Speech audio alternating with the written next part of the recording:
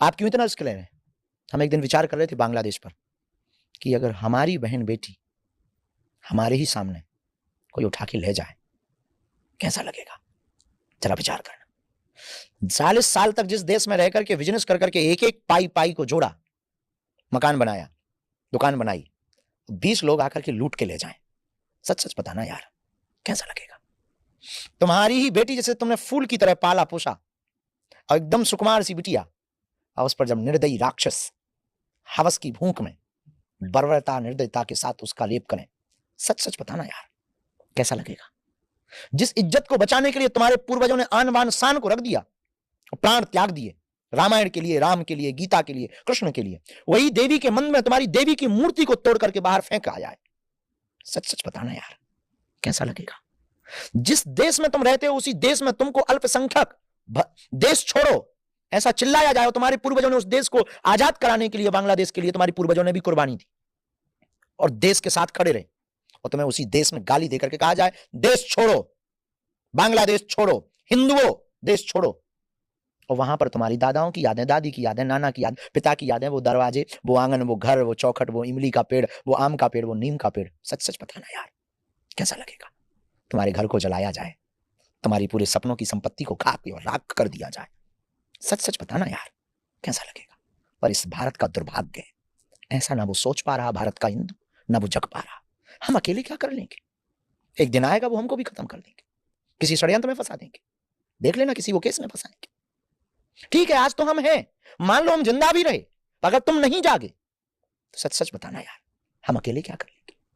पर यह दुर्भाग्य इस देश का कि हिंदुओं के सामने हमने कितनी बंसी बजाई, अब भी वो घर से बाहर नहीं निकल रहे, अब भी हिंदू एकता की पदयात्रा की कोई चर्चा नहीं कर रहा। हम लगे हैं, बंबई गए, दिल्ली गए, आपसे बात कर रहे हैं, उनसे बात, भैया हिंदू सनातन एकता पदयात्रा है, जात पात को मिटाने के लिए, अच्छे से हो जाए। हमारी भर जिम्मेवारी है रोड पर निकलना, क्या हमारी भर जिम्मेवारी है हिंदुओं को एक करना? क्या हमारी भर जिम्मेवारी है रामायण के पक्ष में आवाज उठाना और विरोधियों के विपक्ष में आवाज उठाना? आपकी नहीं है?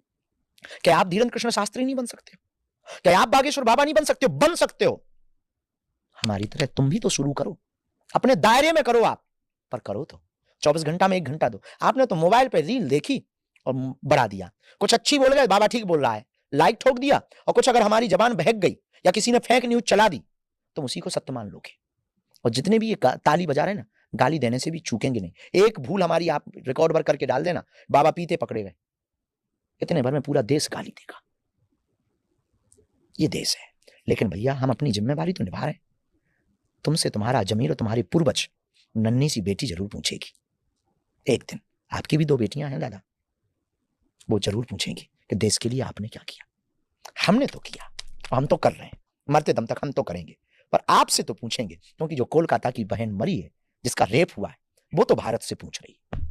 बांग्लादेश के जिन हिंदुओं का घर जला है, वो भारत के हिंदुओं से पूछ रहे कि तुमने तैयारी की कुछ, या तुम भी ऐसे ही जलवा के जाओगे?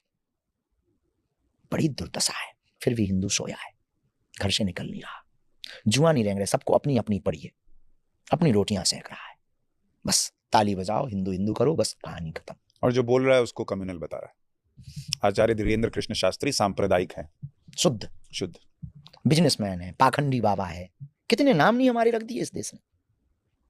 अच्छा, कोई मैं तो ये भी पूछ रहा हूँ, ये भी तो